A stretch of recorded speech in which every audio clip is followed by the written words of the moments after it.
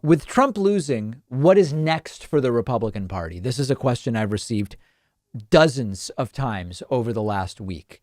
The tougher question for me about the GOP is what happens in the next 2 weeks and 2 months.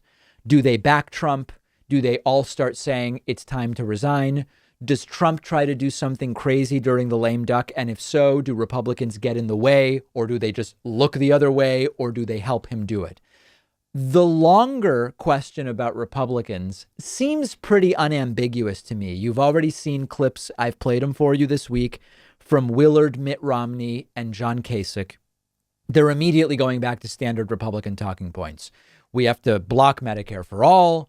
We have to deal with the deficit, which they didn't talk about at all under Trump. Republicans are going right back to just being Republicans once Donald Trump is gone. It also has to be considered, and I dealt with this earlier in the week, spent 10 minutes, 15 minutes talking about it.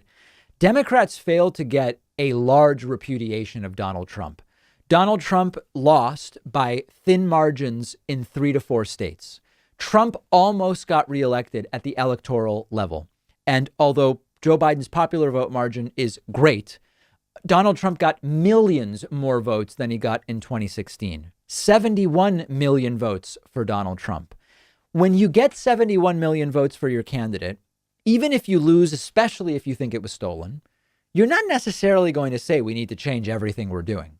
There may be changes at the state level. Georgia, looking at Georgia, looking at how close Texas was, you may see Republican strategy change within some states in really particular ways. But Republicans are going to continue to do well. And anyone who says otherwise maybe is not aware of the history of how quickly the two political parties bounce back from losses and even from big losses. This is not a big loss in the sense that Republicans are gaining in the House. They may even retain control of the Senate. And Trump got 71 million votes.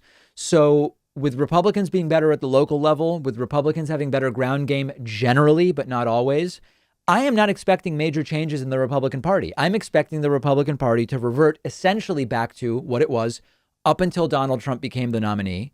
I would expect the Republican Party to continue using their wedge issues, including those religiously tied issues like abortion, less so gay marriage, but now it's religious freedom, to raise money, although it may become a little bit more difficult over time. But I'm not expecting major changes other than a lot of Republicans who were with Trump for the last 4 years, who will pretend they never were, and even start to pretend Trump we don't even remember Trump, really.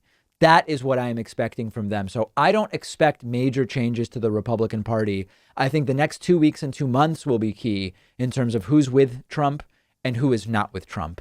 And the question of the Senate gets us directly into question number 3 today.